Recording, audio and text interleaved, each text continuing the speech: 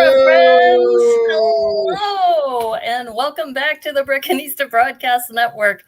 And so exciting because you probably saw we have some new intro music, which I have Joriel Builds to thank for that, also known as John M. Williams, who was an AFOL that I had met through Tricky Bricks. And he and I were talking about this Super Sewer Baby builds, and he actually created this music a while ago, and I haven't had an opportunity to use it. So I was mentioning to my co-host p.t.mcewen, I said, I'm going to run it this year. I think it's going to be great. You should add Super Sewer Babies like flying across or something. Yeah, I was thinking about that. That'll be for a future version that we'll have to consider that. But anyway, so welcome everybody to the Brickanista Broadcast Network today. It's really exciting because we're starting a new set of reviews, and we're going to be reviewing Lego Masters New Zealand Season 2. And I'm happy to welcome my co-host, p.t.mcewen, who you see right here. Yay! So we had been chatting a little bit about doing this, and I'm really, really thankful that you're agreeable to co-streaming, because we're co-streaming today on both YouTube and Rumble. And for those of you who are watching us through Rumble, you won't be able to put in the chat, or you can, but we won't be able to see it. It's because we use StreamYard as a streaming platform. So if you do want to go into the chat, go over to youtube.com/Brickanista, and you'll be able to chat with us through the live chat feature. But so PT, welcome. And look at that. You've got the Lego Masters brand behind you.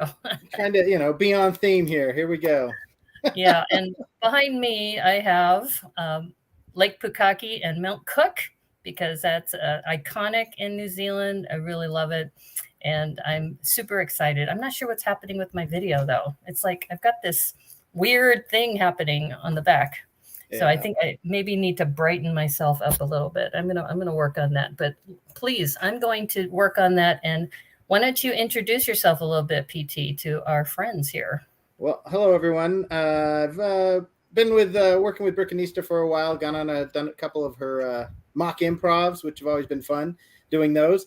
I'm just a Lego fan from Southern California, and I enjoy the hobby a lot. We just came back from Bricks Cascades a few weeks ago, so that was nice getting out there, and picked up a win for a Micropolis build of mine. So that was awesome. It's always nice to be recognized. So exciting. It was great seeing you there. And that's kind of how we started talking. We started talking at Bricks Cascade. Actually, we've done a couple of collabs through Micropolis already. And for me, I was at Bricks Cascade with PT, and I said, hey, I'm getting ready to stream again the Lego Masters New Zealand reviews. Would you be interested? And I'm going to be co-streaming both on YouTube and Rumble. And he said, yeah, I'd love to do it. So thank you. Really appreciate that. No problem. And I'm still going to have these technical difficulties. I have like fuzzy hair. I'll have fuzzy hair for this. I got the same going on here. You can kind of see it. So yeah, that's okay. And for those of you who are tuning in for the first time, welcome. We're really excited to be here and very, very thankful to have you all. So, and without further ado, we have an amazing guest with us today. He's been on the Lego Masters Season 1 reviews on the Brickanista Broadcast Network. And all the way from the lovely country of Canada, we have Robin Sather. Hey, Robin. Hi, everybody. How's it going? How are you? Got my can't see it now because the background. Oh, it's okay. Oh. There we go. Here. Yeah. A little there bit of is. that. No, I can't do it. Yeah, the sometimes my ears disappear. Sometimes I have headphones. Sometimes I don't. You're having the same issue. I think we tested this before going live, and it might be once I went live. We're all having this fuzzy hair issue. I don't know. I think it's just the algorithm in the background. So as long as it's not too distracting, we'll just go with it. So awesome to be here. Good to see you. Yes, thank you so much. Really appreciate your time, and wanted to just say thank you too for just being so accommodating with my questions. And I know that the three of us actually have met through Sortlug, and that's always been fun being able to communicate that way through Zoom. And it's funny is that they're actually meeting right now because they tend to meet Fridays at 5 o'clock for 12 hours. But 12 hours. I know. Yeah. We will not be going for 12 hours. I never stay for the 12. I might pop in once in a while, but yeah. I usually, when I drop in, I'm usually like 1 in the morning till 5 in the morning, or 11 p.m. or so. But so and once again, we decided on this timeline because we wanted to make it more convenient for the New Zealanders, the Kiwis, because last year, for those of you who don't know the history, we started streaming on a Wednesday because we were anticipating Lego Masters US to be launched in the summer. And what happened is that the network decided we're going to do this in the fall instead. And at the time, Remy was my co-host, and we said, well, what are we going to do for the next 12 weeks? And I said, well, nobody's really reviewed Lego Masters New Zealand, and I have a bunch of New Zealand friends. So why don't we do that? And that's really how this started. And what's interesting is that not a lot of people have been reviewing Lego Masters New Zealand. And I don't understand why. It's a great show. And especially, we know some of the people on the cast. So I'm really, really thankful that you've agreed to be on here, and super excited to kind of go through the reviews. But before we get started, I think, don't you have a special sculpture you wanted to share with us, PT? Oh, you want me to? I'll try. Hopefully this. It works. Yeah, so I'll just fill up the screen. That works much better. Yeah, let me do this. I got a little. Did the Lego Masters? This was on. I believe they were given to the German participants. There's a right. And then I just followed that theme and came up with New Zealand. And this is. It's not complete because I haven't finished the base, and it's going to be on a little rotator so I can rotate it, and I love it. So yeah. So the LM one is actually used as a promo thing to give out to cast and crew, not cast so much, but crew and VIPs and stuff like that. There is a monochrome version that is a numbered set that the cast members get, and only cast members, only teams get. So that's a monochrome one, and there's literally a label on it that has number 100 of 500 kind of thing. There's only ever 500 produced. So there's 500 so is of it those. like black and white then? Is that what it is, or is it all white? Yeah, it's monochrome. So I think it's some grays in there too. Yeah, so it's I think it's grays and black and white. But that's the rare one. That's the unique rare one. Well, I was just thrilled when PT says, "Hey, what do you think about this?" I said, he did this on his own. I didn't ask him, "Hey, do you want to build a Lego Masters New Zealand logo for us?" And I know it looks great. And then the NZ in New Zealand, we had the NZ, which hasn't been done before, and actually kind of was a bit of a convincing to do to Lego because they didn't want to muck with the branding. But the broadcaster in New Zealand, TVNZ, came up with this design, but it was a graphic artist guy that came up with it, just looking at the LM, and he just made it look Lego-y, but actually they weren't real parts. They weren't real elements. And so Lego looked at that and said, no. So Robin, can you make one that's buildable? So I did. And so that's the one that you see that on the Lego Masters show, on the New Zealand show. And it's buildable, although I'm not sure all the elements are available in the colors in red and yellow. But at least if you could do it, it's at least legitimately held together. It's a studio design and it's actually buildable. So anyway. And we would only expect that from a Lego certified professional. It's kind of my contract, so I I was going to say that if he can't do it, then and let's if you don't mind, before we get started, if you can share with our audience as far as what the Lego certified professional, because you're the very first to have that designation, if I remember. Yeah, Lego certified professional is what I am, and it's a program that I helped Lego create a long time ago, 2005. And we are essentially builders, usually AFOLs, but not always, that have taken their passion for the brick to another level and made it into a commercial enterprise with Lego's blessing. So we have to go through a certification process and aligning with Lego. It's a 2-year probationary trial period. and then you become a full-fledged Lego certified professional, or LCP.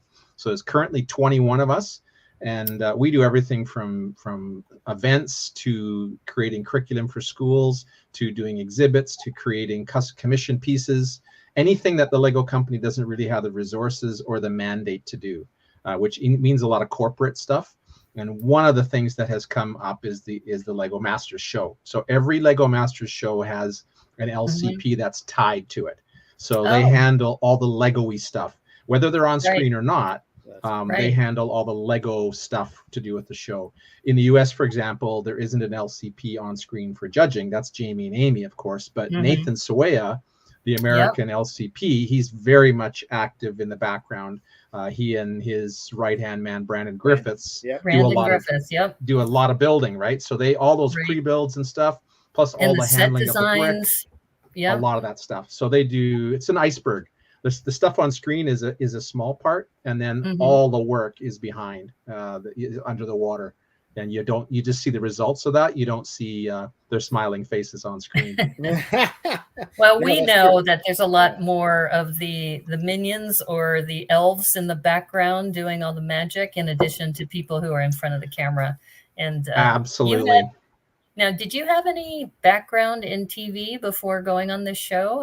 You seemed very comfortable in front of the camera.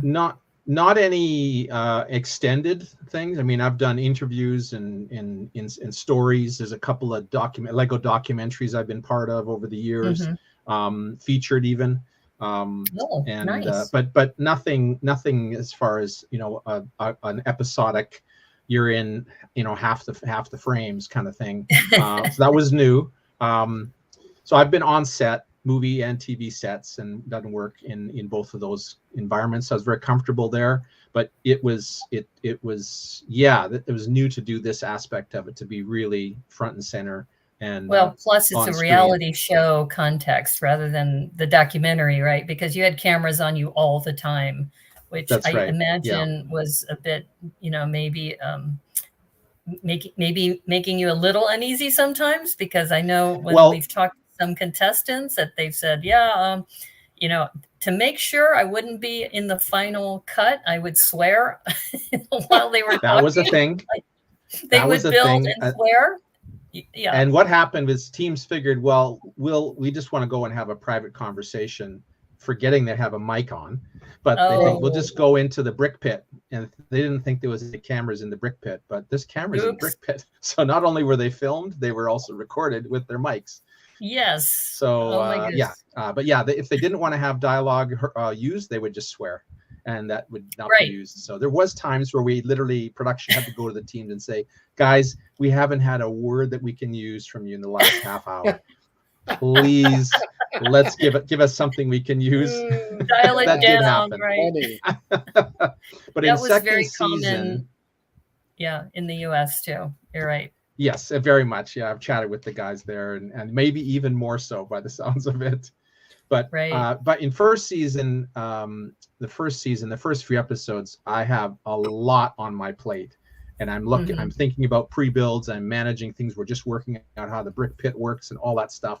So you can see in the first couple episodes, I'm extremely wooden and not very relaxed. But by the time we did second season, everyone's figured it out. The crew knows what they're doing. Right. The teams, of course, are just as antsy as any team would be. But we've figured it out. Di, the host, myself, we've figured it out. We've got good chemistry, and we really had a really good time with it. Much more relaxed. So and I think that shows on season 2. It's definitely. I mean, I know that. Looking at the entire season, both 1 and 2, it was interesting too. The dynamic of the teams was also very different. But and speaking of builds, we actually have some slides that PT has put together. Do you want me to? I'm giving you the heads up so you can start putting that together in the background before we get ready. There. Yeah. But I wanted to mention that what was interesting about season 1 was that you had some really big builds in the background in season 1 that you had mentioned that you made out of Duplo.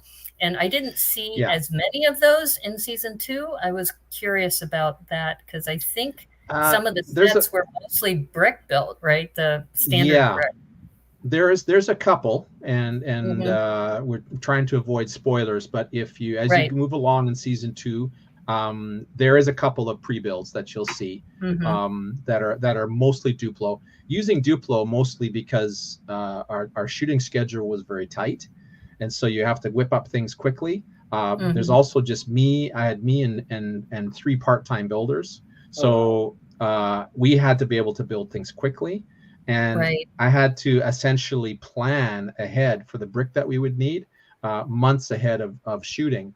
And so because it's New Zealand, at least a 2-month lead time to get brick. So it's not about coming up with an idea and then getting the brick to shoot in 2 weeks. Versus we're so jealous of the guys in Europe because say Germany, they literally can go and drive and get it. You know, they can have the brick they need the next day. Oh my gosh. Or, it's crazy. So it was so easy for them to be able to get new brick if they came up with an idea. So for us, we had to plan ahead, and Duplo lets you build big stuff quickly. That's why I do it in my day-to-day business. And live builds it, and you can enhance it with a little bit of system brick. Although on the show we weren't allowed to do that because Lego doesn't want to publicize, really make it obvious that Lego and Duplo bricks work together. So all the Duplo builds on the show are just Duplo builds, and of course the teams didn't have access to Duplo bricks or anything like that. Right. Well, that's why I don't want to go too much into season 1 because people can look in the playlist on YouTube. I have a playlist of all of the reviews that we did for season 1. And I'm just really excited because you're here to help us kick this off for season 2. And we have a couple of slides. I think we're ready, right? There we are. Yay. There we go. I was waiting for a break in the, that Okay. conversation. Awesome. Awesome. Well, and we wanted to make sure that you are on this first slide too, Robin. Robin, real quick, that's the logo you built in studio? Correct. Yep, that's the NZ logo. And most people when they see that at first glance, they don't really even pick up that it's not LM. So now when you look at it, clearly it's NZ. But the at some point maybe I'll get a chance to post what the studio. The broadcaster came up with from their graphic department as the NZ. It's quite funny to look at. It at first glance it looks Lego, but at second glance it's like, there's not even a real piece anywhere in this creation. So anyway, it's kind of fun. Love how they framed it with all the lights and everything, and they just plugged it in. You can hear the music right in the background. It's like Lego Masters, NZ. Right? Yep, and it's all animated and everything, just like the LM is. So I mean, they're good guys down there. Good crew. Yeah, it was well. Also, Weta Studios is down there in New Zealand, and Lord of the Rings was filmed down in New Zealand. So there's very talented professionals in the industry down there. Really great film people down there. Yeah. But speaking of Di Henwood, there's Di. There he is. And I just love too about how New Zealand, they have what they do in New Zealand is they give you and Di pretty equal time. Whereas I think in some of the other shows that they give more time to the celebrity. Yeah. And not that you're not a celebrity, Robin, because you are in the Lego 100%. You're right on on both counts. Yeah. That's all right. Not to name names, but usually the celebrity takes center stage. And I really appreciated how in this season and the previous season that the two of you were pretty much on equal footing for, how much time you had on camera. So we took a lot of cue from the Aussie show, of course. It's the one show that the New Zealand audience would have seen. They can't get the American one as easy.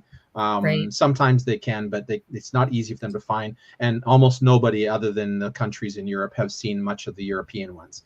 I mean, there's 9 productions in Europe, but most people don't even know about them. Sweden and Germany and Denmark, Poland, Czech. I mean, there's all these productions. But the Aussie one really is the gold standard, and it's actually was a related production company. So production was able to get a lot of information from the Aussie crew. We have a fraction of their budget, but the Kiwis can pull it off, can really pull it off. So behind in this picture, you'll see a giant mountain, which was actually made in system brick. This is episode 1. And that was probably the biggest pre-build of the entire series. That's about 150,000 bricks. And took weeks and weeks for my builders to construct. Wow. It's beautiful. It was beautiful. It's gorgeous. Very nice build. And we're going to have a nice shot of that too in the coming there's slides. a couple other shots later on. But what we're going to do first is we're just going to do a really high level overview of the teams, because we have invited the teams to join us in future shows. So we'll have a chance to chat with them more in depth. In fact, I'm really glad this is our first slide, because Angus on the right, he is going to be our next guest next week. So Brilliant. Super excited Excellent. That we already have some of the Lego Masters lined up for being on the show. But Karsten and Angus. Sorry. The new Karsten alliance.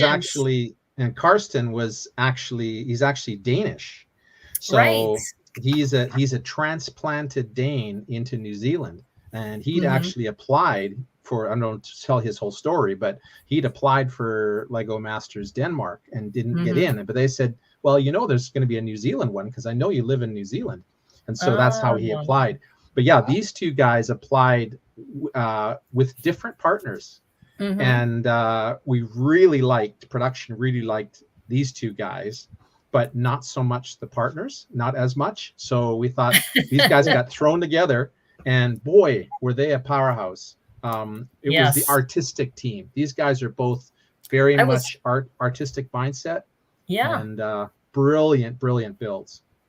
I was just going to ask you that the other thing I noticed with Lego Masters New Zealand is they didn't have team names. No. Which I kind of liked better, that it was just the two individuals instead of trying to brand them as, what is it then? The hockey players, the doctors. Yeah, exactly. Yeah, exactly. I mean, ask those guys how much they like to wear scrubs on every single episode.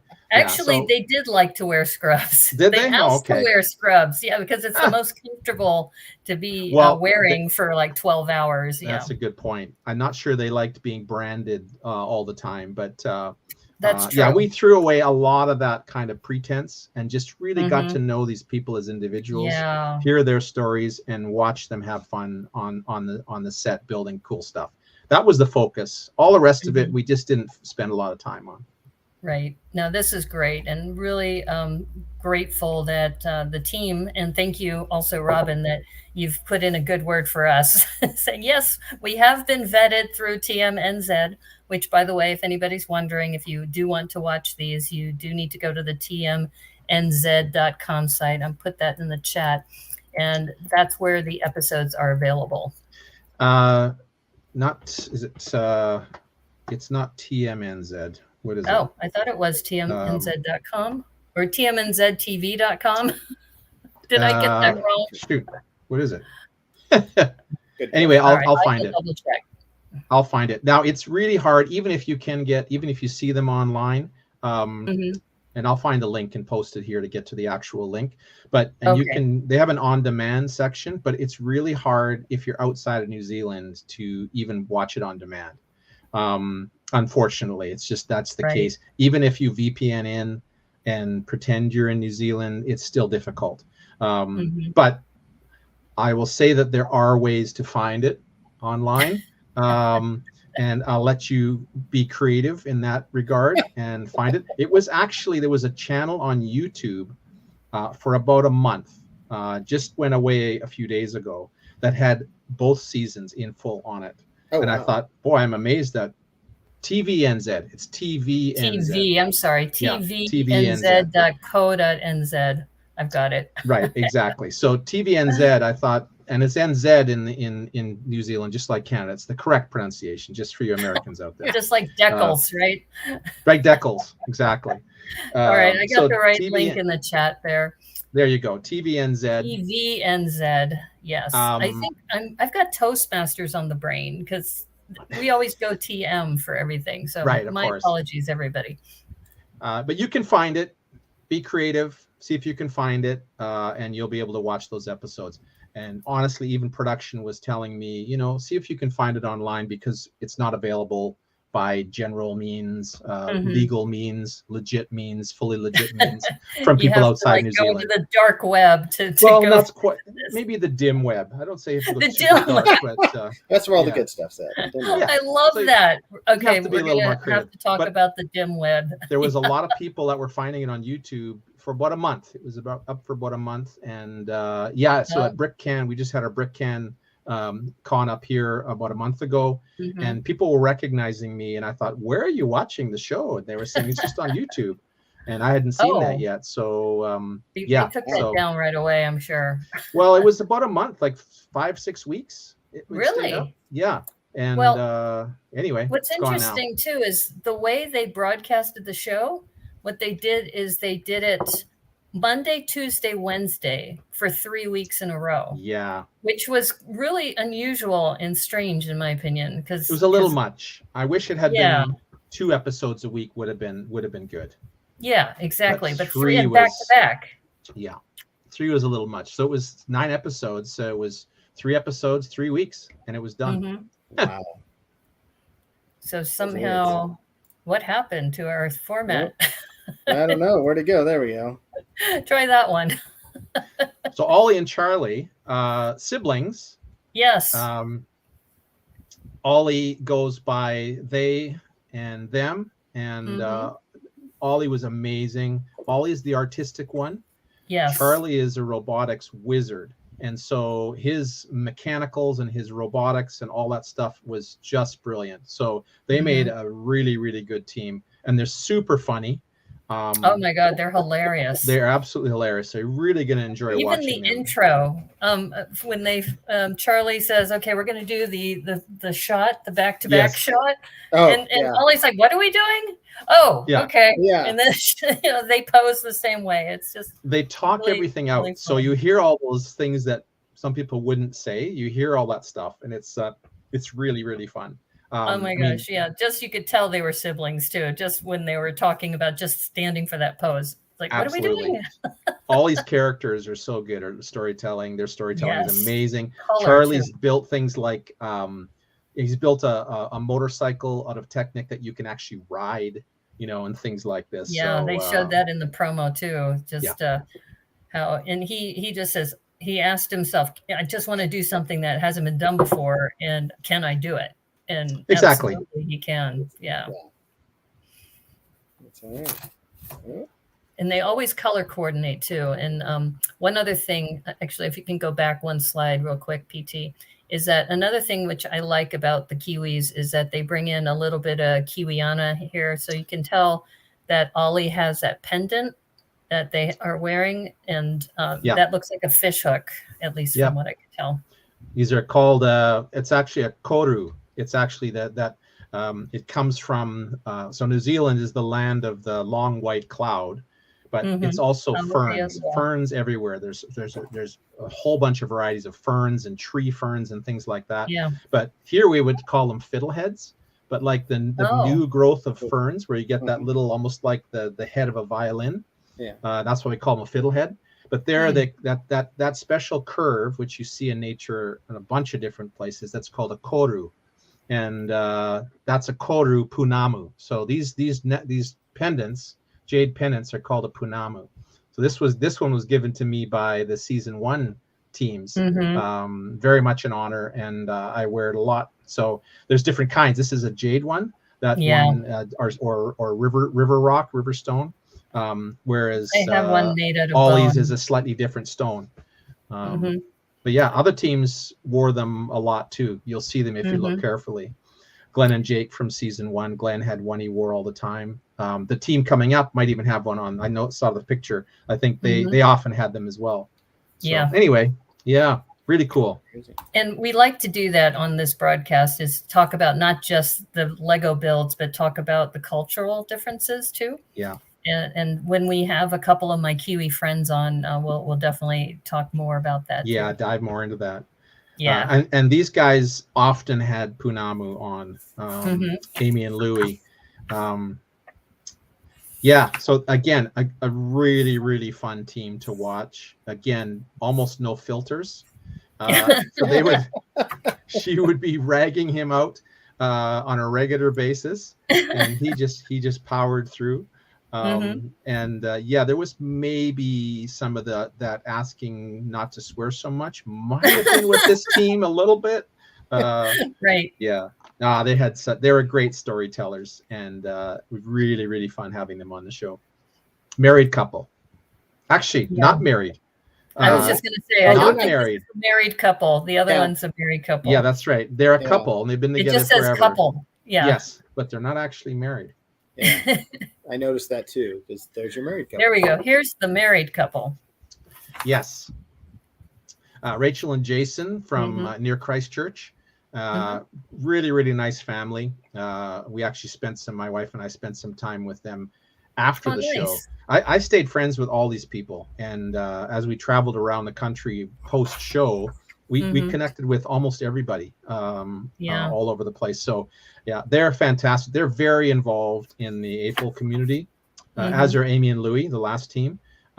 So these guys right now are at a big brick show. There's a steampunk show going on this weekend, and they've both built some really cool steampunk creations that are being shown there for the first time. But very creative storytellers, always upbeat, really dynamic, really, really positive. It's so much fun to watch too. Yeah, you're right. And they've been married for, I mean, I'm gonna guess 20-25 years, and they're just like newlyweds. They're so refreshing and pleasant to be around. Very sweet. Yeah. And they're going to be on our show in a couple weeks. There you go. You'll get confirmation that they are interested. And we're tentatively looking in 2 weeks. So next week will be Angus. The week after that should be Rachel and Jason. So yeah. Brilliant. There we go. So and Peter, mother and son. And I know Henny looks older than that. Everyone thought it was kind of, not without being disrespectful. People thought Henny was Peter's grandmother, but that's just what she looks like, and she's wonderful, feisty, lots of attitude. Wanted to come on the show to show that women, number one, and older women can build. We can build. We know what we're doing, and we can tell stories and have a good time. And Peter is an amazing builder. Just a quiet guy that just goes off and does amazing things. So really intense. Really fun having them on the show too. Very intense. Yes. Probably these guys were probably the most flustered by being in the camera setting and whatnot. It took them a while to get used to that and to be able to build with cameras all around you and everything like that. But once they shook that off and dialed in, oh my goodness, good builds. Wow. The boys.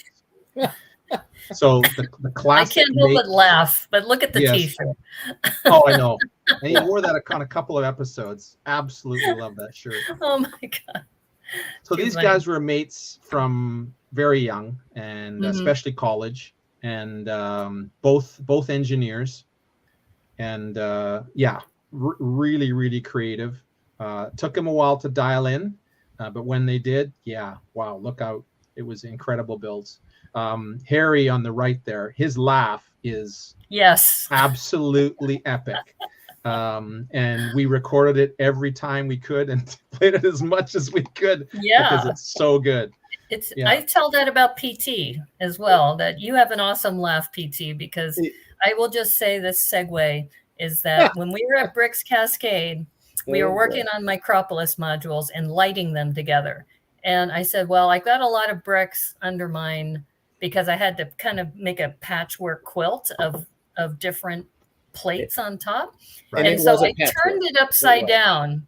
I turned my so you could see the bottom, and I was trying to explain where to route the cable, and PT just burst out laughing. Yeah. Right. And of course, he's not going to laugh right now because no. The entire hall heard that, though. It was pretty. Yeah, everybody was like, "Oh, that's PT laughing over there." But he was laughing at my mock.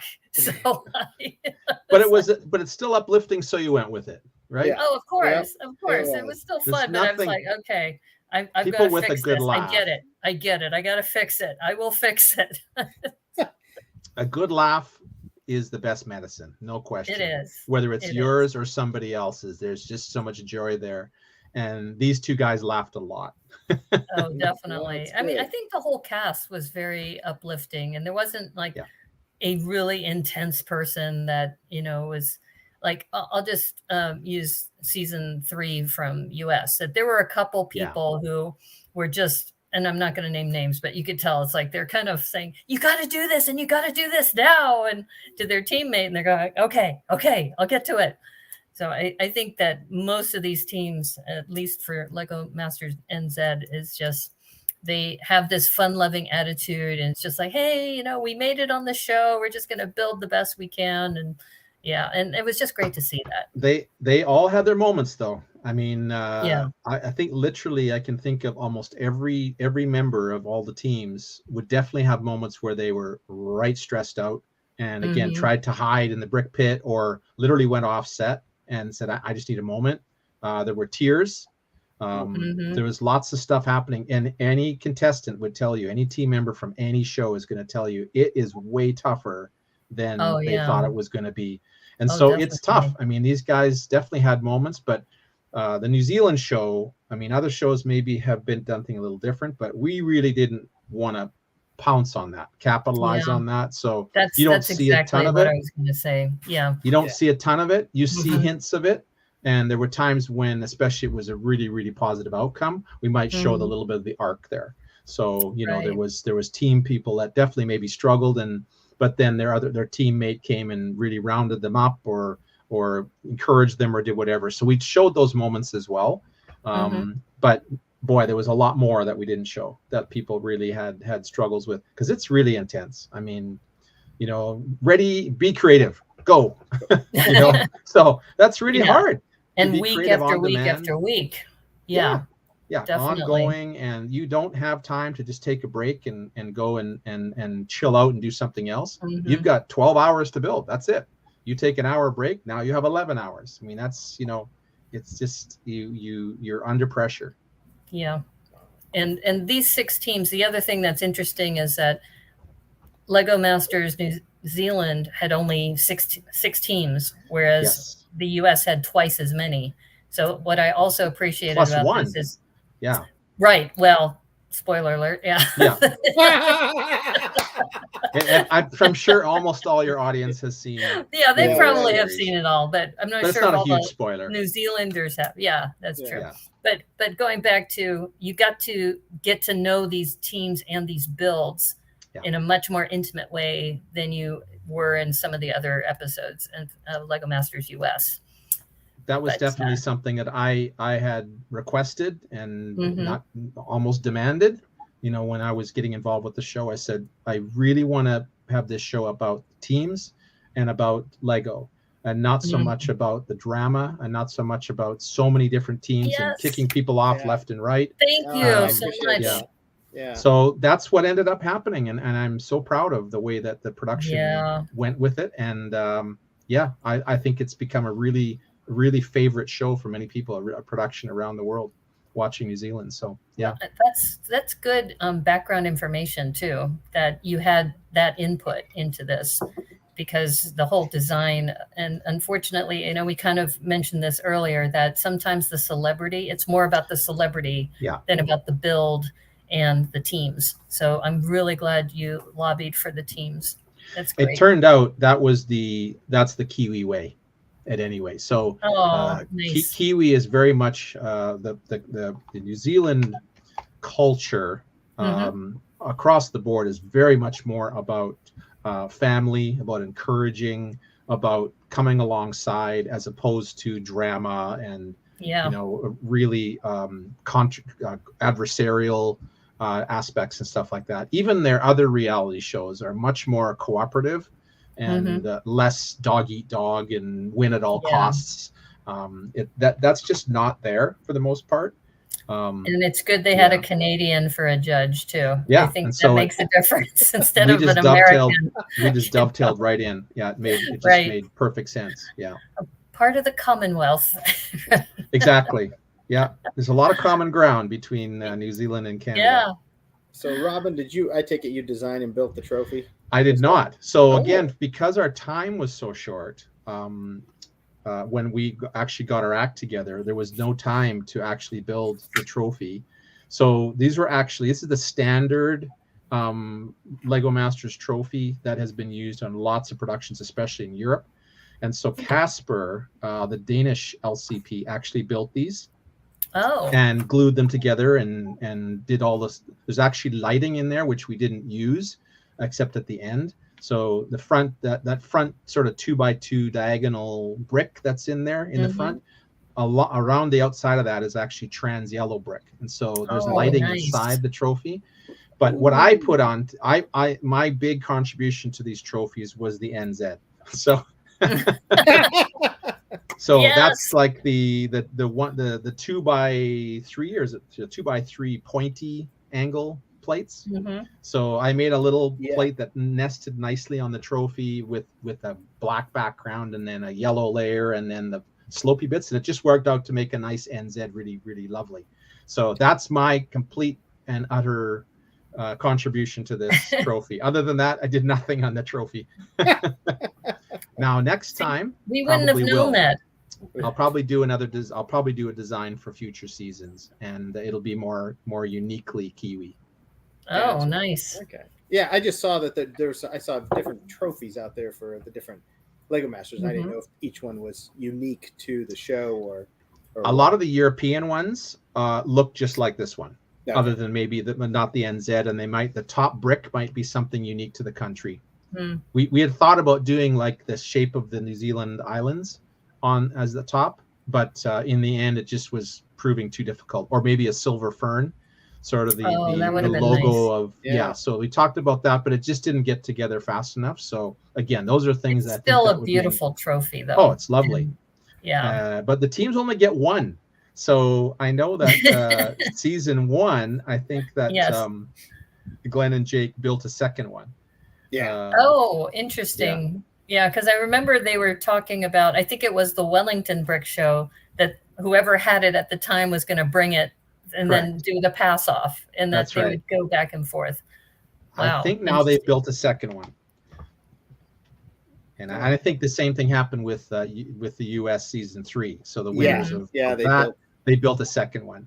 And I think, in fact, the first one broke. I think it was a bit of a video on the YouTube video, as I recall. I saw that one, Yeah, Nick showed that. It's like, it's broken. We got it, but it broke. Yeah, exactly. That is too funny. All right. Oh, this is the car, I think. Yes. Although I don't think I have a shot of it, although I was laughing because we liked the little Fiat Lego cars you had rolling on the road around your mountain. On the ad, right. So again, we did me and mostly the background builder guys, Mark and JP and Colin, 3 pretty well-known AFOLs in New Zealand. They were my builders, and they basically did all the building for that stuff. So I had only marginal input. I'm the one who suggested the rolling idea, having the background rolling and the cars moving along. And then they just built it. But yeah, these cars were the cutest thing. And I'll tell you, getting them through behind the scenes there and coming in through the roller doors, it is extremely tight, down to less than an inch on either side. And so the production guy that drove the cars in for the shot, he had to practice and practice and practice and practice so that he could just wheel it in, because it was extremely tight. Wow. But season 1 got their cars, and the season 2 people just got their cars. I think it might have been yesterday. So so they're stay super off of excited. Social media if you don't want any spoilers. That's right. Yeah. Blackout period. Oh man. There's the brick pit.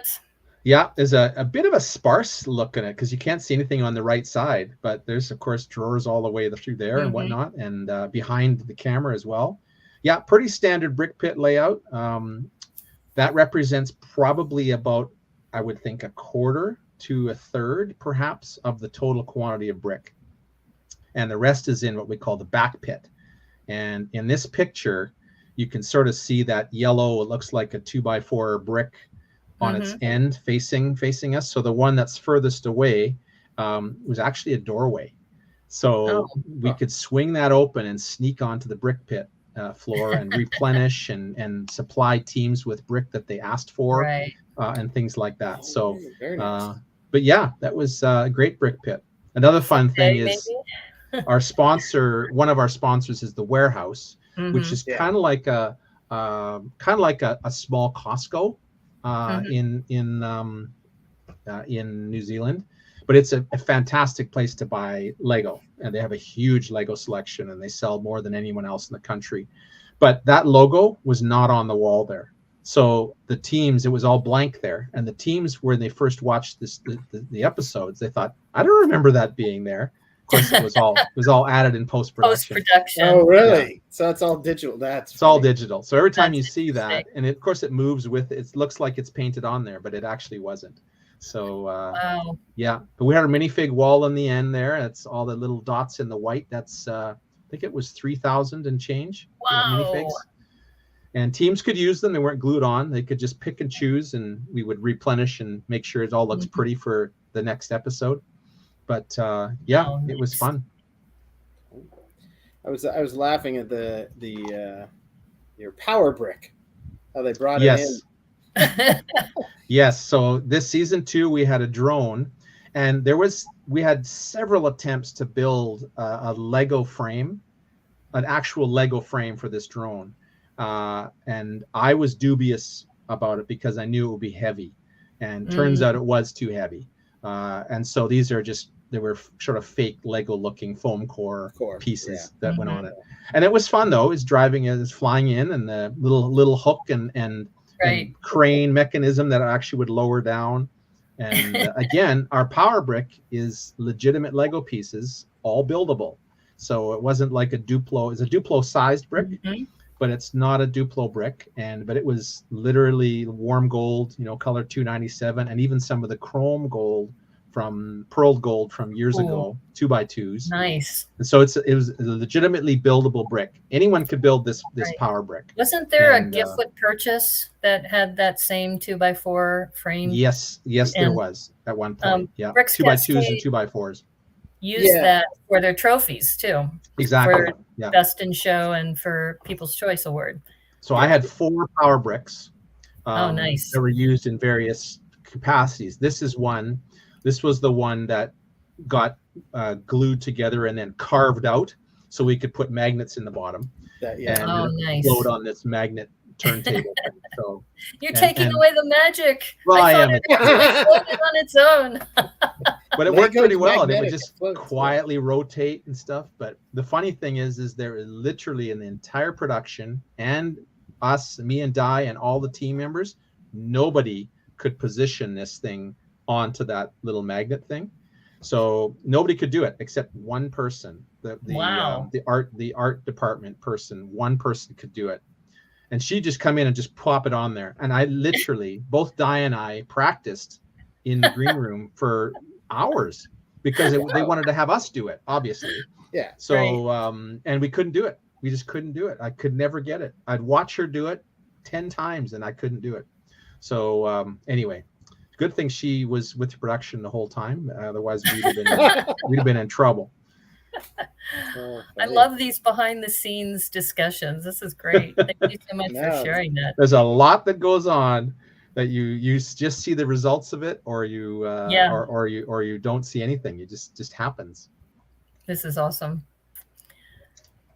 All right, Naomi, you had the brief there. The brief. Yeah, one of the things that I had talked with PT about compared to the last time we did reviews is I said it would just be nice to have one slide that talks about everything that is required and what the brief was.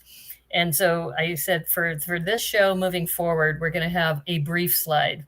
So then that way everybody knows what was the challenge, how much time was it required, and nice. And so in this case, the brief is the big budget movie set. What it's and going back to the mountains, which we'll show in a future slide, is that what was nice is that it was always bringing a part of Kiwiana into the show. And last season you had the archipelago, where they each had to build an island. So it was very reminiscent of how you kicked off the first season, which I loved. Yeah. And in this case, they had 6 movie genres, and their table was this one major centerpiece that they had to use with the mountains as the backdrop. And you suggested to have some movement and some lighting, and then that power brick that we just saw, they would get the power brick. And I wanted to say, okay, so what are some icons that we can just put in here? So we have the clapper icon there, that it's a movie, and we're doing this in 15 hours because, all of us, at least for me, sometimes you start seeing build after build, especially with the US where you have 12 builds to see, that you kind of get lost in that. So I wanted to make sure everybody knew what is the brief. This is what we need to do. Yeah. And super excited about how the builds came out. And the funny thing is, the Southern Alps, they call them, the mountain chain that runs right through the middle of the South Island in New Zealand, is very much a part of Kiwiana culture, and obviously the ecology and the environment. Everybody knows the Southern Alps. I've got Mount Cook right here. Exactly. And that is right in the smack middle of it. So in the middle of the island, east to west, and it's the highest point, of course, in the land. But the funny thing was, of course, you'll see that when you do your season, your episode 1 show, but we devised a method of them to be able to choose or to figure out which genre they're going to use. And so when you guys think of going to the movies, you think about having a snack at the movies, what's the first thing you think of? You're going to have, what are you going to eat at the movie? Oh, don't show that yet. Oh, sorry, Dad. so Americans and Canadians, what do we think of? Popcorn. Popcorn. Right? Popcorn at the movies. Not so in New Zealand. In New Zealand, it's ice cream. So the thing we have at the movies is ice cream. And so that's why for North Americans watching it, they go, why would he be doing ice cream? But this is sort of the throwback, this idea of having literally a server going around with ice cream cones. And that's what we did. So we had ice cream cones, and the ice cream would pop off the top to reveal the genre that they had chosen. But and all those flavors, any Kiwi looking at those colors would know exactly which flavors they are, because they're unique. We don't have them here. So like the one in the middle back one there with a little bit of tan on there, that's called Hokey Pokey. And Hokey Pokey is vanilla with basically, a crunchy bar with the sponge toffee. It's sponge toffee bits in it. Yeah, that's Hokey Pokey. Everybody knows what Hokey Pokey is. And all the other ones have a similar name. So we tested another one, Raspberry Ripple, I think it was, which would look great as a creation, but not everybody would get it right off the bat. We just showed it around, and they didn't get it right off the bat, so we cut that one. And these are the 6 we went with. I just love how Dai really embraces his role in doing the presentation of, good. How are we going to find out the genres? Yeah. Oh, he is so amazing. And of course the tray is all brick built as well. And there's an LM Lego Masters in the front of that tray. And so one of my guys basically did the design for the cones. I of course gave him feedback as he went through. There's probably the version 3 of them that we see here. But they're fantastic. And it was just, again, these are all part of pre-build. So that's a few days work just getting those ready. There you go. I think we had I think we have the shots of them pulling it open. So we got, you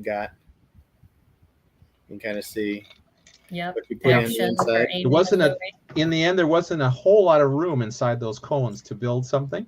So they're quite small creations, but they're kind of like a micro scale or very low builds. Yeah. I love micro scale. So I enjoyed building. You were singing to both of our hearts, because we do a lot of micro scale, both PT and I.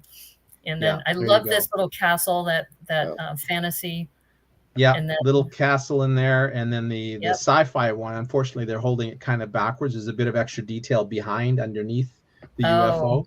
But no, they were great. And of course, Dai would say what they were when people opened them. So it was never any like, what? ambiguity as to what this is. but yeah, there's our themes, and the teams just ran with it. And this is a beautiful shot of the 150,000 brick built mountain that each of them could use as a backdrop. So the square bits are their tables that pull away, and that's what the team's built on. And yes, they had to leave the pre-assigned, or were they able to choose? No, they had to just ran and got them. Okay, and they kind of ran. This is where, okay, if I want that waterfall in the background, I better go run and get that one. Yeah, exactly. So the sort of the triangular bits between are part of the landscape, and they weren't chosen. But yeah, we had a camera car. That train was kind of like a filming car. So you know how you see movie cars where there's all kinds of ledges out the side and there's camera booms facing into the car and all that. Well, that's what it looked like. It was a train, but it was pulling this camera car. So really, really cool build. And that was Mark, one of my builders, that came up with that and built that. But yeah, the mountain was I designed all the mountain and all the landscaping, and yeah, that was a lot of work. Gorgeous. And the guys built it. So the guys built it from my design in behind the scenes. Yeah. So do you use then, Robin? Do you use was it Studio, or is it one of that other? In this case, I used Brick Builder, which is the in-house Lego software. The nice thing about Brick Builder is it's very, very easy to create designs that other builders can follow. So it basically shows you a level, layer by layer interface that you can easily see what was above and below that layer, and it's very easy to build, especially studs up stuff. So it can be used for studs out and snot stuff, but it's really, really good for large studs up building. I love it. And then we just had a group shot. I love this shot. This is one of my favorite shots of this episode. Just them all looking at the mountain, and they've just been assigned the task, and okay, now we've got to do the brief. And they're holding their ice cream cones. Yep. Yeah, so they know what's going on. They know what they're going to be doing, and yeah, we're just updating them. And they're about to grab their tables and roll them back to their build stations and get after it. Yep. Super overwhelming, because this is the first time, other than, of course, a few minutes have gone by, but this was their first experience seeing the set, their build stations, the brick pit, everything. So these guys at this point are just kind of, their brains are just swimming. Absolutely spinning. So they're all a bit shell shocked. They're all a bit gaga looking at everything, which was great. We captured that, and it was a lot of fun. Let me grab. They had some quick shots, kind of like what they were doing on their build. So again, as you mentioned in the brief, we wanted to have one especially central, large, focal creature, building, whatever, something that was a big attention getting thing. And so for them, this idea of this large banana monster thing is where they went with. And of course, Charlie immediately started making a mechanical moving aspect right away, and that was his pattern through the series. Oh wow. No, that's cool. I just love the energy of this team too. Yeah. Just throughout the season. It's just so much fun to watch. Yeah, next they're doing into the next team, Henny and Peter. Yeah. Trickier, because they had a genre that was realistic, right? It's a documentary as opposed to a fictional genre, and was tougher for them. And boy, they made some good choices. I think their choices were fantastic. It was a very, very good build. I love their color palette too. Yeah. That when they came out with all the greens and the browns and the Mayan temple idea with ruins and giant snakes. Yeah. Brilliant. Very, very good choice.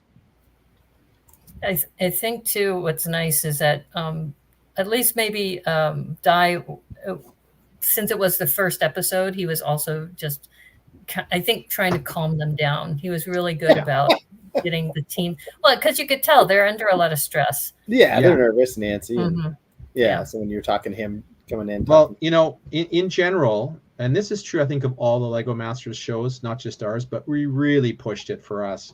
We want good builds. We don't want people to self-destruct or stress out or collapse or have a meltdown. We want them to be at their best and to create really good builds, because that's great TV.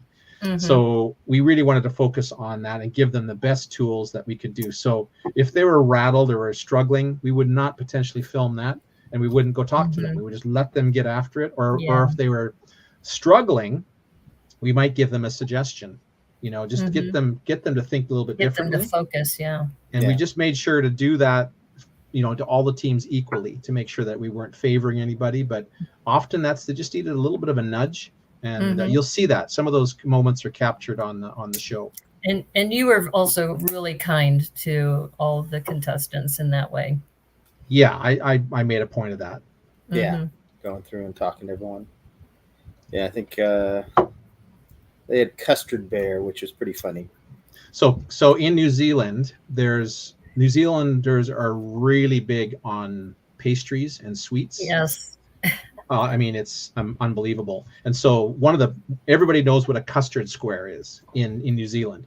So it's basically this lovely little pastry that you can have. And I got to try one on set. They brought one out, which was kind of fun. That was fun. That was fun to watch. So Custard Bear is a take on Custard Square, and it was very obvious to Kiwis as to who this character was. And they had great fun with it. That's too funny.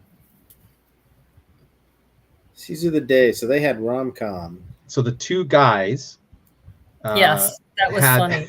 Had a romantic comedy, and they were the only ones that didn't go minifig scale. So they did these large characters, and a great job of it, and really focused on not so much the scene.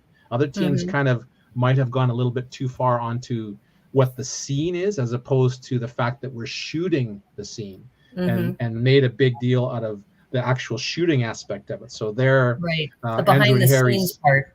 Yeah, the story in this aspect is not the story that you're shooting; it's the story of shooting that story. So Andrew and Harry did a great job of having a really detailed camera, and clearly they had sets as opposed to real things, so like facades and things like that. So they did a very good job of telling the story of shooting the scene that they were building. Really, really fun. Let's see. It's Rachel and Jason's Natures Fight Back. Yeah, and so as opposed to that, these guys built a very, very complicated, complex set of essentially 3 sets being shot at the same time. It was very confusing. A lot of great builds and great stuff going on, but it was really hard to figure out what was happening unless you knew ahead of time or were told what was going on. Right.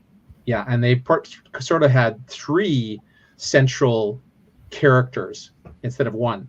And so those were some of the comments that I gave them on the show as well. Yeah. And when I first saw this, it almost looked like the nature build too. Right. Because I was thinking, when you think about sci-fi, you always think about, moonscapes and outer space flying objects. Exactly. And I was like, they do know it's science fiction, right? And, it was loosely that, but it wasn't clear. It was not a great story.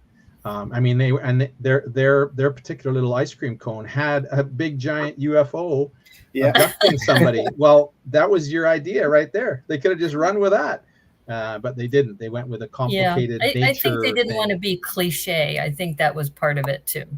It's probably where they went. Why they did that. But they the notes from me to them was simplify it. Just simplify it. Make it more clear as to what's going on. Choose the strongest stories and focus on those, and don't confuse it with all the rest of it. There's some good advice, sage advice for any Lego Master. Any future Lego Masters. There you go. It's happened on other episodes or other seasons. All the time. All the time. Yep. Yeah, so Carson Angus had fantasy. Yeah. They did Duel of the Wizards. Yeah. And again, gorgeous builds. These guys turned out to be very artistic in their thinking and in the builds. Very much about the aesthetic. This is early on in their build.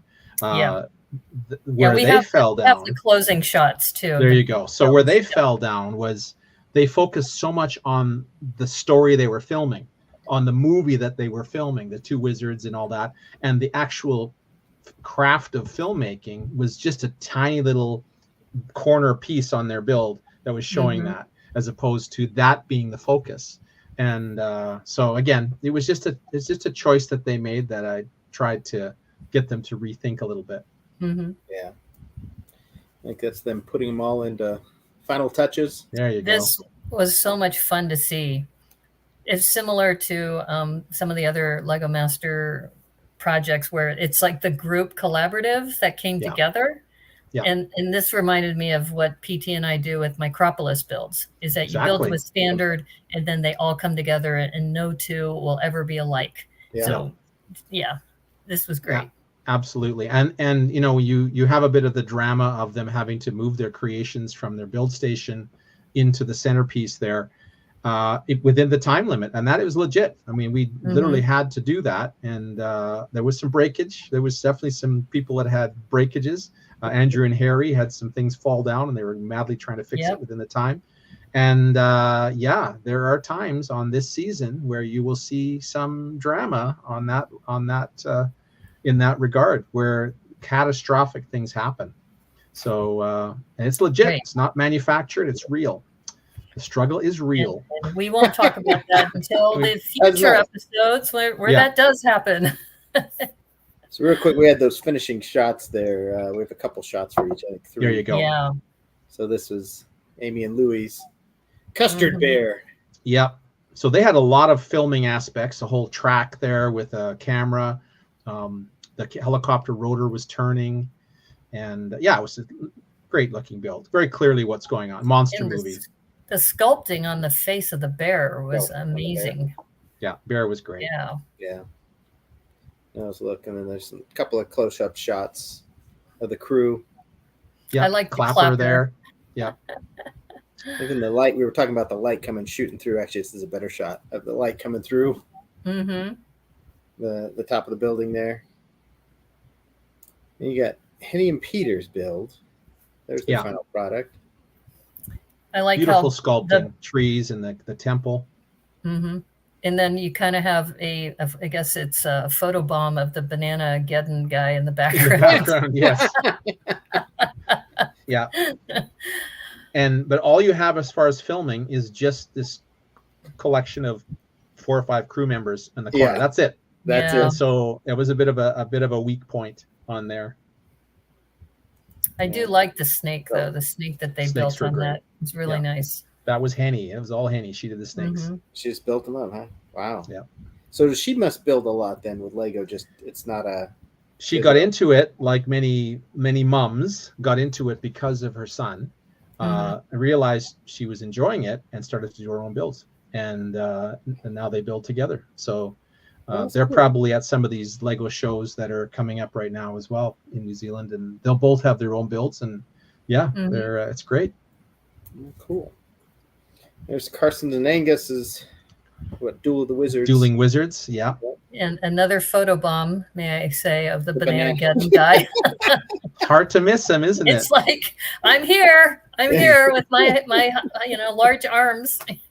So again, down on the bottom right, you can't even see them here, but there's a film crew just on the bottom right corner, and that was the only thing that made it a set, as opposed to just an actual scene from this movie or this story. But the scene itself looked great. The tower, still beautiful. The dragon, the tail I think was rotating. Yes, it was. I think we have a shot. Yeah. I love the roof line on this too. Yeah, that tail right there was rotating. Yeah, that tail is awesome, and the color and choice. There's your film crew on the corner. And you had Andrew and Harry in their rom-com. Yeah. No, in the show they had him shivering or something. They had an effect. Yeah, because he's it's a time travel story, so it's a star-crossed lovers come across time, and so he's actually Roman coming from this time portal to his behind him there into this winter scene, so he's all shivery, right? And so, but that's not super important. The main thing is you have this big camera. When you look behind those walls, they're clearly facades. They're built as facades, with props and stuff behind them. So everything that's out of shot is not all pretty. And so it's literally like a set would look. So really, really well done with that. But I think at least one of those figures fell over when they were moving it into place, and they had to quickly get them built again. I love the camera, the tripod. I mean, that was really well done. Yeah, brilliant.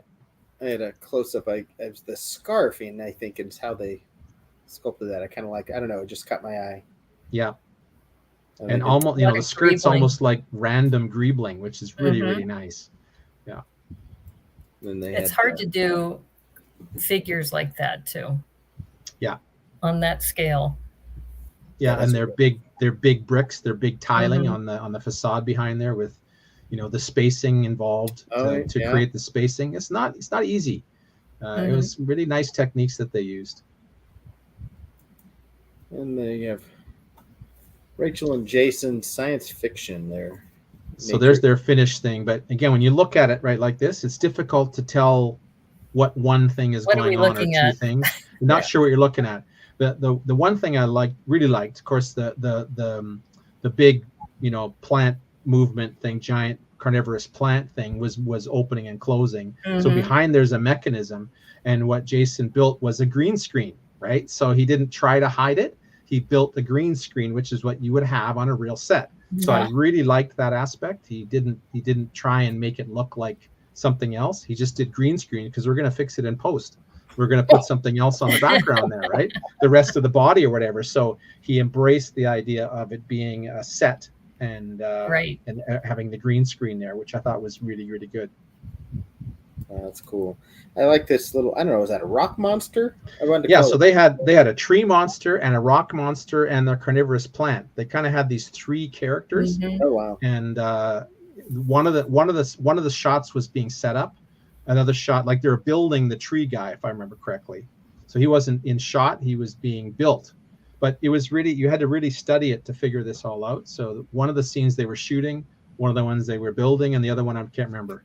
But it was just so much going on. It was too much. And plus the colors are just, you don't really see three scenes where is what they were intending. Yeah, you have to study it to get that. And that was a lesson for them, I think, in future builds to simplify and have things of different sizes. Yeah, I love the tree monster though. Really. Oh, it's great. Beautiful. Yeah.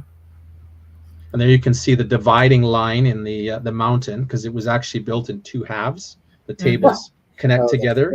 So there's two halves of that mountain. Wow. And that is exactly where they connect. Wow. That's a detail I hadn't seen. So thank you for sharing that. You would not normally see it because they would probably shoot away, so you wouldn't focus on that. But this particular shot shows it extremely obviously. I'm sorry I picked that slide. Sorry. Oh no, it's good. It's TVNZ that picked it and gave it to you. So yeah, it was in the publicity shots. That was so there's your big banana, I guess. Ollie and Charlie. There's Banana-geddon and so theirs was busy. This was also a very busy scene because it was this sort of a whole studio, Charliewood, team Charlie and Ollie, team Charlie, so Charliewood, and tons of movement. So the arms were going up and down, the little windmills, those white things are spinning, a bunch of other things are happening in there. So there was just a lot happening, but it was a little bit clearer than in Rachel and Jason's. The funny thing is about this one is that early on, Charlie had the banana monster built, pretty much done, but he didn't have the little peely things coming off. And so I went to because it could have been like a Sharpie, it could have been a cob of corn, it could have been a yellow lipstick, it could have been anything, but it didn't read as a banana. And so I went to them and said, so guys, a peeled banana, a banana in your hand, what is one thing that you would have on there that you guys haven't built? What makes a banana and not a Sharpie? And Ollie goes, a peel.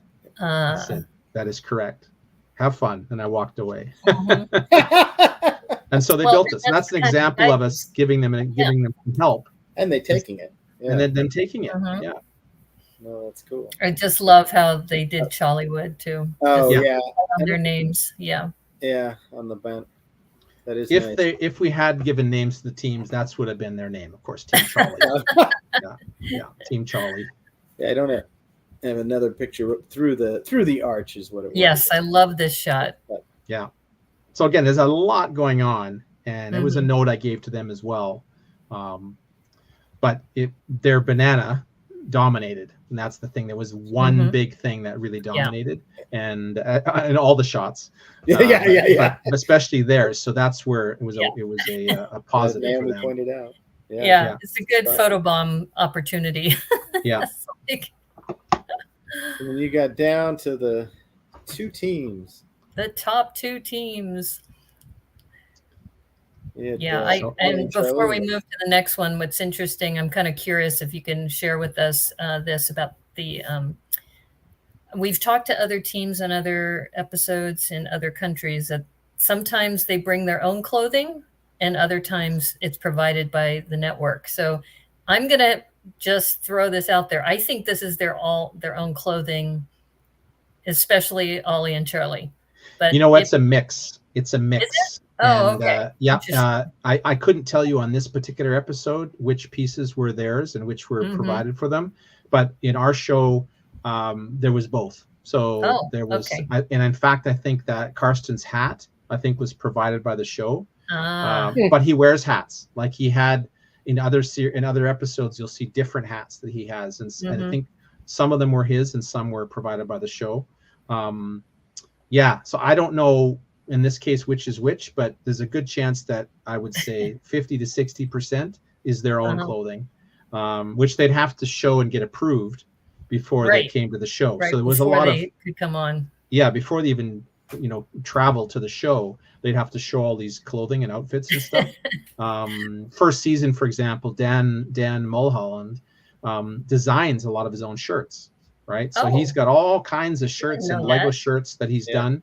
They break a lot of trademark rules, of course, but they're amazing. They're awesome. And we couldn't use them because they were used a couple of them that Lego said, OK, you can use these ones. But I think he showed us eight designs and we used one or two of them. Oh, wow. But and so that's a case where you have to get it approved, and Lego has final say on all that sort of stuff as far as branding and trademarking and stuff. The funny story I can share with you is on season 3 US, North America, that the Latinas, they wore all their own clothing. And when we were at BrickCon, one of the other contestants said, "Why are you still in costume?" And I think it was Michelle who says, "What do you mean in costume? This is these are my clothes. This is what I wear." Yeah. And that was certainly the case. I think everybody kind of wore it was their own. They would have bought it. They would have worn this in reality. But yeah, Brendan and Greg, the brother team on the season 3 US, they had to be given their clothing because they didn't have anything that really worked. And That's funny. Michelle and Tacos were like, we were hoping we would get some wardrobe updates. So that's why I'm curious that in this case, you can't confirm the hat was provided by wardrobe. I think it was either this one or one you see later on in the series. Okay. I mean, my wardrobe, almost all of it was provided by the show. I think I was really wow. I brought some red Puma shoes, which got used, and maybe a couple of other things, but mostly like literally 90%, more than that got provided by the show. Yeah. Wow. So I went on this great couple of days of shopping sprees, which was brilliant. Oh, fun. So you got to keep all those clothes. I got to keep it all. Yeah. Wow. Yep. That's why what you do is if you're a contestant, just wear some really sloppy clothes and bring them with you. Exactly. You'll be guaranteed. Not that you brought sloppy clothes, Robin. No, but you're absolutely right. And Di was the same. I mean, he's a TV personality. He has the perfect wardrobes, but again, they wanted something different. So most of his stuff was provided for him. Wow, that's pretty good. I have that shirt and that was provided. I figured, it's okay. And ta-da, Karsten and Angus. Yep. We get the power brick. That's and really, it came down to that Team Charlie would just kind of just too busy.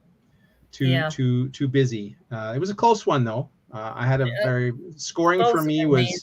I mean, all of them were amazing. Oh, they're all good. First builds, all rattled, all crazy stressed and everything. Great work from everybody. So, but yeah. So who else judges with you? Just me.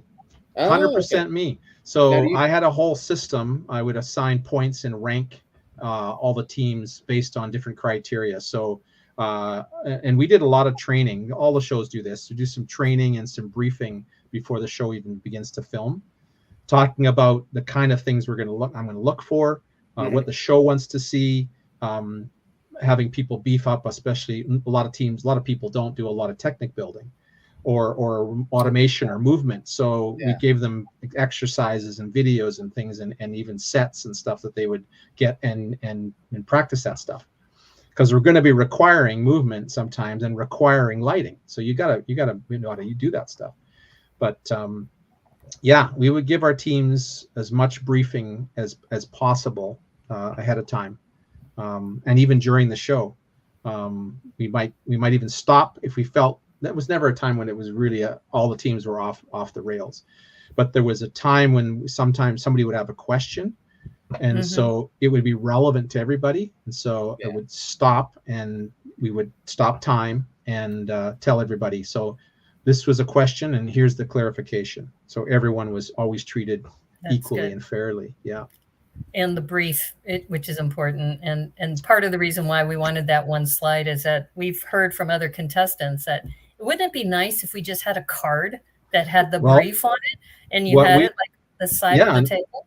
Well, that's what basically we couldn't do that because you could end up in shot because the cameras will go on all sides everywhere. But what we did do was so off camera, and all the shows do this. You used to this as well. We give the brief in more detail to the teams before we actually start time and start filming. But what we did, we basically read that off of a sheet, and it probably is 3 times as long as what you hear on the show, more details and stuff. But we post that in the green room. So when they have a break, they can refer back to it. And all the Americans are going, oh, I wish we would have had that. Yeah, exactly. We heard that kind of was like, you get one shot, you get told one shot, and that's it. You screw it up. Sucks to be you. Yeah, too bad, so sad. And we didn't want that. We wanted to have good builds. See, so that's why we love this show. Well, once again, thank you so much for being on the show, Robin. Can you pronounce your New Zealand name there? Right. So in my tag there, Matanga Periki. And actually, now that I look at it, there should be only 2 A's in the first one, and the second what should be only 1 A. So I'll fix that. But Matanga means this is in the Maori, Te Reo Maori language. So Matanga means master or elder, or that's sort of an idea, and Periki means brick. So it's basically BrickMaster. It's BrickMaster in Maori. That's good. That's pretty which good. is brilliant. Cool. And we had a consultant on the show, a Maori guy, and we ran everything through him. So there were challenges that we actually abandoned that I had come up with as ideas, and that we changed because they would not be culturally, they'd be a little bit culturally insensitive to the Maori. And then we had other things that just language-wise, and I would say the odd Maori thing here and there once in a while, but not too much. And Dai would as well did a lot more. But so even like there's one thing about in the Maori culture, having people inside of food, or the idea of a food fight or that sort of a thing, extremely offensive to especially the elders and the old school Maori people.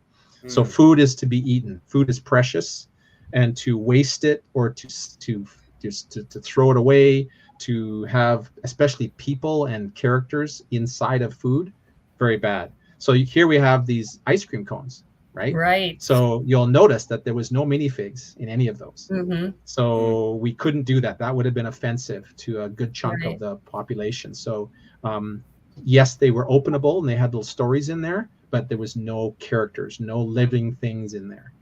You know, no people.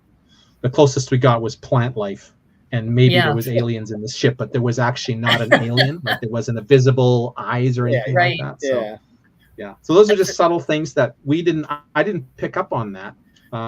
You know, I would never have picked up on that unless we had our Maori consultant telling us, you shouldn't do that.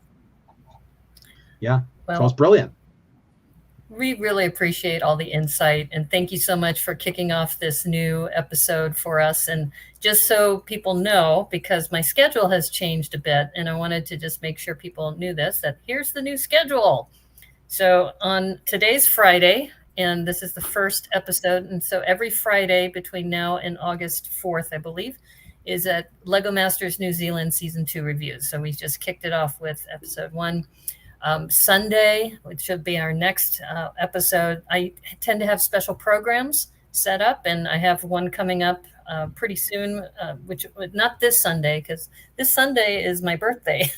I decided to take a day off this week, but the following Sunday is going to be the new Jurassic Park reviews. So I have Tom Kukkonen from True North Bricks who's going to be joining me for that. And then Thursdays, I always have my Thrifty Thursdays at 8 o'clock. And I haven't been streaming on Twitch for those of you who've been asking, but maybe we'll do that on occasion. And then the challenge, no challenge this month, but we are going to be wrapping up the Rebrick This challenge that we did in May. So there will be a review coming up soon. So that's just a kind of a recap of my new schedule. And thank you again, PT, for being an awesome co-host.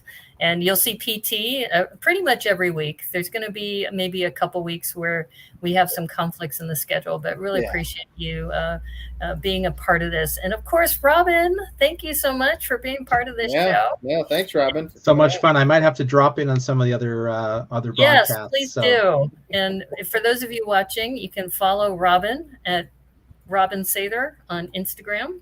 Of course, follow p.t.mcewen. p.t.mcewen on Instagram.